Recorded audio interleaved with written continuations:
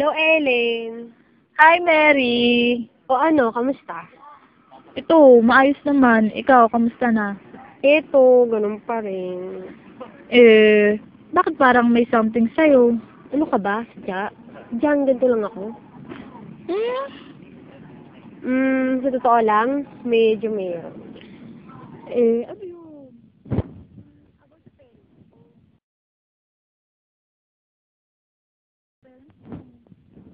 Medyo nape-pressure ako sa kanila. Nape-pressure ka sa kanila. Kasi, pangani ako at ayoko mag-fail sila dahil sa akin. Bakit? Tingin mo ba may magagawa ka na bagay na kung saan mabibigo ang magulang mo sa'yo? Sa tingin ko, oo. Maaari bang malaman kung ano yon? Pwede.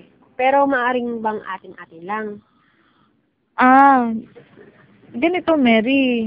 Itong pag-uusapan natin, we'll keep it and it will be confidential. But, kapag involved sa nasasaktang tao, at lalo na kapag nasasaktan ka, hindi ko maipapromise. Huwag kang mag-alala, Ellen. Sa tingin ko naman, hindi ako makakasakit ng iba at lalo na sa sarili ko. Gusto ko lang may makinig sa akin. Well, it's good to know. Ano yung sasabihin mo? Ayun nga kasi, nabe-pressure ako sa aking mga magulang. Baka kasi mabigo ko sila, lalo na sa aking pag-aaral. Ano ba ang problema sa pag-aaral? Kasi hindi ko alam kung masasatisfied ang parents ko sa grades ko. Hindi mo alam kung masasatisfied yung magulang mo sa grade mo.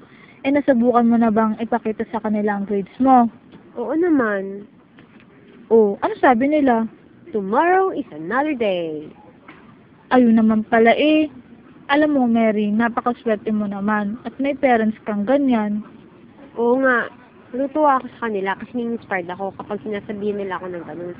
Sila yung nagbibigay pag-asa sa akin kapag nawawala ako sa konsentrasyon sa pag-aaral ko, agad ko silang naiisip. Haha. Maganda naman palang samahan yung pamilya, Oo, kaso panganay ako. Baka hindi ko maabot ang inaasahan nila sa akin. Panganay ka at nag-aalala ka na baka di mo, maabot ang expectation nila. Matanong ko lang, masaya ka ba sa pinili mong course? Oo, masaya naman ako sa course ko na ito. Kasi, marami akong natutunan. Kaso, bago ako pumasok ng kolehiyo, hindi itong first choice ko. Hindi psychology ang first choice mo? Oo, kumbaga, no idea kung ano kukunin kong course. Kaya ito nalaki na ako. Paano mo nalaman ang course na ito? Kasi, yung advice ng mama ko, ito na lang daw kuhanin ko kasi marami akong magiging trabaho. Kamusta naman ang grades mo? Ayun, tama lang, average lang. Maayos lang ang grade mo. Kamusta naman ang instructor natin? Mga ayos naman, pero napapansin ko may ibang instructor tayo na hindi maayos ang gusto. Hirap tuloy tayo makasabay sa lecture. Oo nga May ibang instructor tayong hindi natin kayang sabayan ng lecture. Sobrang kasing bilis nila. Ikaw, ano ba dapat magandang gawin para makasunod tayo sa lesson nila? Na nga nais ko sana humingi ng payong magandang gawin. Gusto mo bang akong magbigay solusyon sa problema mo? Sorry, kasi naiintindihan ko ang sitwasyon mo na baka mag-fail ka sa pag-aaral at di ma-attain ang expectation ng magulang mo. Pero, hindi ko pa nararanasan ng ganang sitwasyon. Kaya, di ako makapagbigay payo. Siguro, mas maganda kung ikaw mismo ang makakatuklas kung ano ang dapat gawin. Ganun ba? Siguro kailangan ko mag-advance study para sa ganun masabayan ko ang lecture natin. Saka kailangan ko talagang mag-focus kasi minsan madami akong iniisip kapag nag-aaral ako. Tama. Sa na-realize mo ngayon, Eh, kailan mo ito balak gawin? Anytime. Oo, tama ka. Hayaan mo, maaari naman tayong humingi ng advice sa ating advisor, di ba, kay Ma'am Edna. Sa ganun, lalo tayong maliwanagan. Oo, handa naman siya magbigay ng oras para sa atin. Oo, yan, okay ka na ba? Naliwanagan ka na? Oo, naliwanagan na ako. May other concern ka pa ba? Oo. Ano yun? About with sa parents ko. Eh, anong tungkol sa kanila? Eh kasi, 19 years old na ako. Pero feeling ko wala pa rin akong freedom gawin ng lahat ng bagay na gusto. Di ba dapat at the age na to, I'm able to have my freedom kasi nasa legal age na ako eh. Oo, tama ka. Nung nasa legal age ka na. Pero, sa tingin ko, hindi lahat ng gusto natin, maaari natin gawin. Eh, ano bang gusto mong gawin? Gusto ko lang naman maging yung girl na pwedeng magamit yung freedom as a teenager.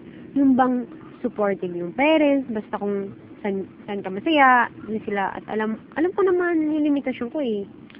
Sa tingin mo ba, bakit ka nila hinihigpitan? Dahil sa babae ako, pero sa tingin ko, hindi ata tama yun. Oo, hindi naman din tama. Pero, hindi sa kinukonsinti kita.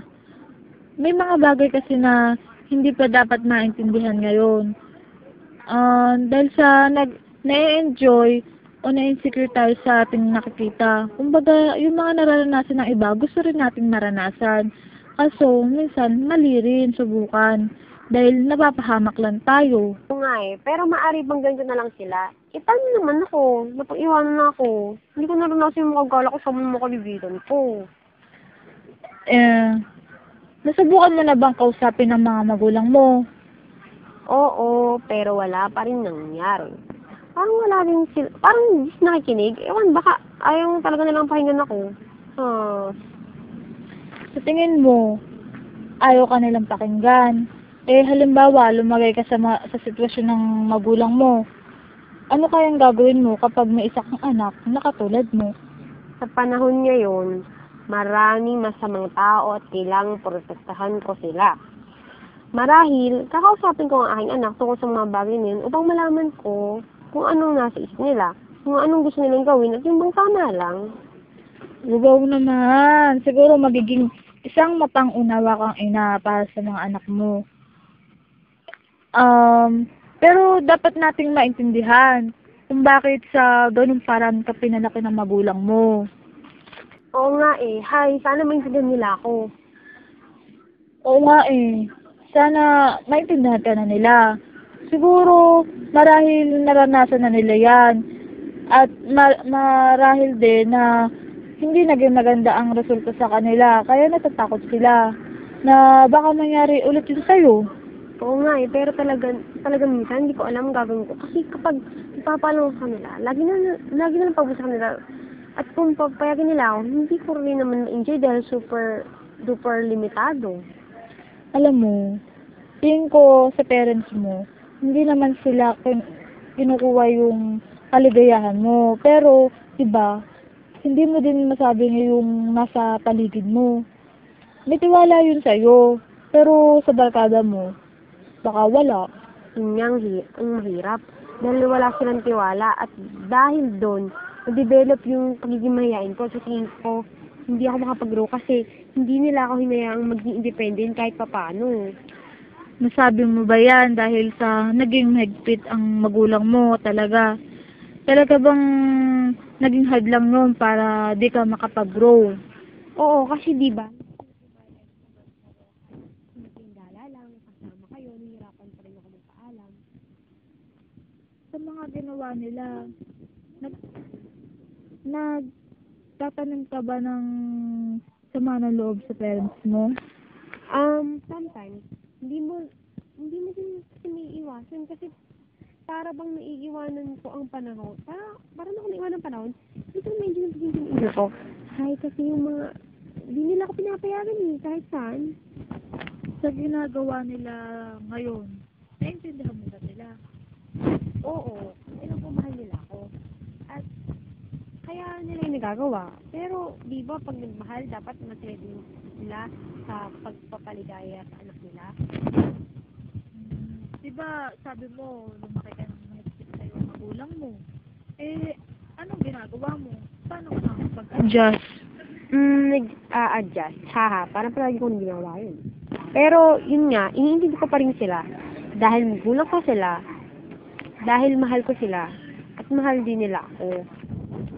Bang kausapin ko yung magulang mo. Hindi ko alam eh. Natakot pa ako. Eh, bakit ka natatakot? Kasi nahihiya ako. Kasi parang super duper big deal yan. Malay mo, dumating din sa time na magbago sila, may intindihan nila ang sitwasyon ko. Oo, tama ka. Darating din ang time na maintindihan ka nila. Gusto ka siguro muna nila makapagtapos sa pag-aaral. Kaya medyo mahigpit sila sa'yo. Salamat ha. Merong pa ba, Mary? Eh, sa barkada natin, meron ka bang problema? Sa ngayon, hindi pa. Sana hindi na nga. Kasi malaki na tayo eh. Tama, malaki na tayo. Kaya nga eh. At saka dapat tayo din nagtutulungan para maayos at maging mabuti ang pag-aaral natin. Aha. Salamat ha. Kahit pa paano gumaan ang loob ko. Hay, syempre may na-realize din ako. So, if you need my help, just approach me, Okay, basta lagi ko na lang iisipin na mahal nila ako at kapag hindi nila ako pinayagan at ayaw nila akong pahama. So, mukha namang na-resolve na natin ang problema mo. Basta, yung sa parents mo, ganun lang talaga ang magulang. Ayaw nilang napapahamak ang anak nila. Kaya nila nagagawa yung maging mahigpit sa'yo.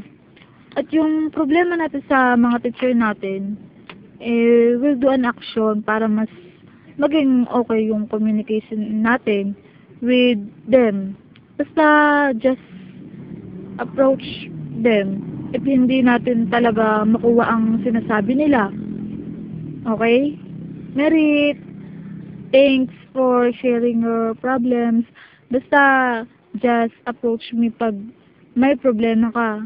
O kahit ano pa man. Okay? Siya, balitaan mo na lang ako sa parents mo, ha? Bye. Oo ba? Thanks, Ellen. Bye na din. Geb. Bye. Bye.